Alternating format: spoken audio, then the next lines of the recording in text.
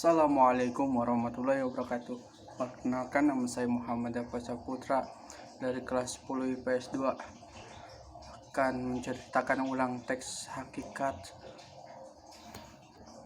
tentang Hang Tuah. Hikayat ini menceritakan tentang kehebatan dari seorang laksama pada masa Kesultanan Malaka. Karya sastra lama ini juga bercerita tentang kesetiaan Hang Tuah terhadap Sri Sultan. Hang Tuah dikenal sebagai seorang kesatria. Hebat.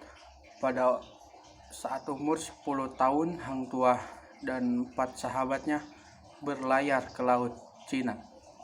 Dalam perjalanan mereka diserang oleh gerombolan,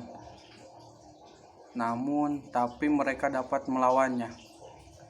Kegigihan dan kehebatan para kesatria tersebut menjadikan mereka sebagai tuan bendera karena menyelamatkan dari serangan pengamuk. Berita tentang kesatria sampai pada telinga raja hingga mereka diundang di kerajaan. Baginda raja mengangkat mereka sebagai seorang anak.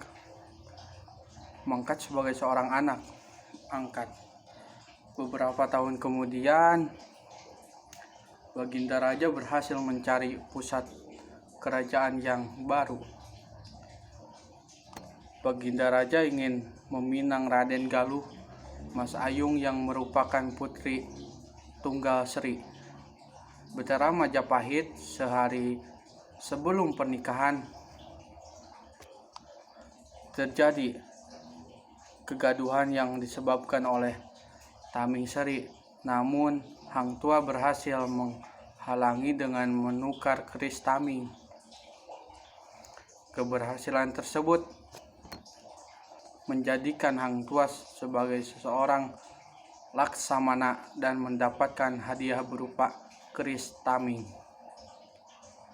Bertahun-tahun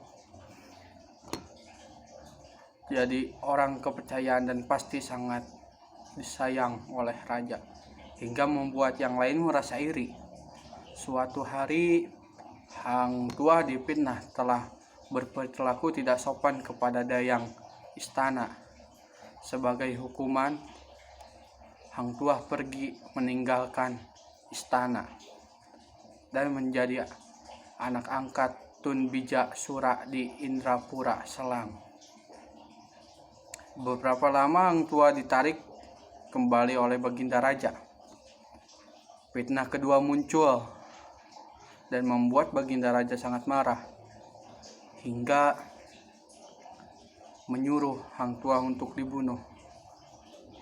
Berkat Tuan Bendahara, Hang Tuah diminta mengungsi ke Hulu Melaka. Posisi Hang Tuah digantikan oleh Hang Jebat, seorang pemabuk berat.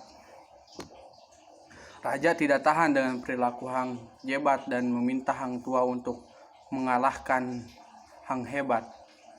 Pertarungan dua sahabat tidak bisa dihindarkan, hingga akhirnya Hang Jebat meninggal di pangkuan Hang Tuah. Kemudian Hang Tuah menjabat sebagai laksamana.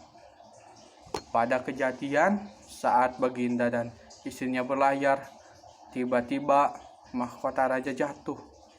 Hang Tuah telah mencoba berkali-kali, tetapi gagal akibat serangan dari buaya putih. Mahkota keris taming Sari hilang hingga membuat sang Baginda dan Hang Tuah menjadi sakit-sakitan.